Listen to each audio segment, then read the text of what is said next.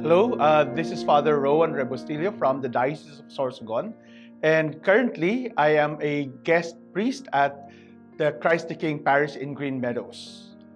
Today we are celebrating the second Sunday of Easter, otherwise known as the Divine Mercy Sunday.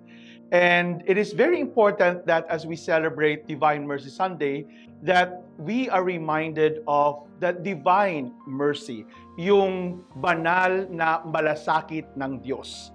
Malasakit kasi yung mercy na word actually comes from the Latin word misericordis or misericordia, which means the heart is open to the wretchedness. So ibig sabihin, in other words, the heart bleeds for us. And this mercy of God is manifested in many different ways. Una, dito ay yung pagkapako mismo sa krus. That's why when He appeared to His disciples on the first day of the week, meaning to say, on that resurrection day, ay si Kristo ay pinakita niya ang kanyang mga sugat sa kanyang kamay at sa kanyang tagiliran. So, He bore the marks of our brokenness, of our suffering, of our human frailty, even of our death.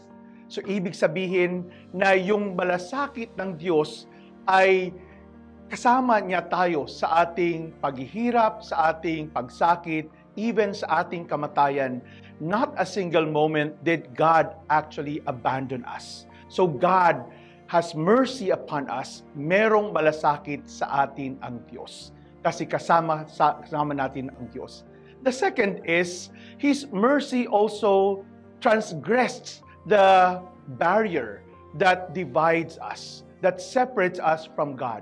So, ibig sabihin, kaya nga sa ating gospel reading today, makikita natin that despite the fact that the doors were locked, Jesus was able to penetrate the room in that place where they originally gathered for the Last Supper, to remind them that God's love is overflowing, that God will continue to search for us. God will always find a way to reach out to us because God loves us. So, ibig sabihin ay the barrier that divides us or that separates us was already broken down through the sacrifice of Jesus on the cross.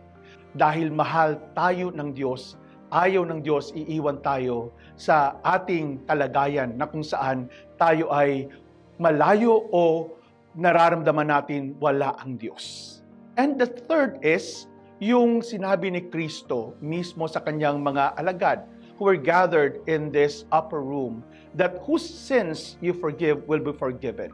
So, ibig sabihin, tayo din, dahil sa awa ng Diyos, dahil sa malasakit ng Diyos, we are also given the privilege, the chance to be conduit of God's mercy, of God's grace, na lahat tayo ay mahal ng Diyos. No matter how many times we fall, no matter how many times we turn our back on God, no matter how many times we sin, we have a God who is always forgiving, who is always loving.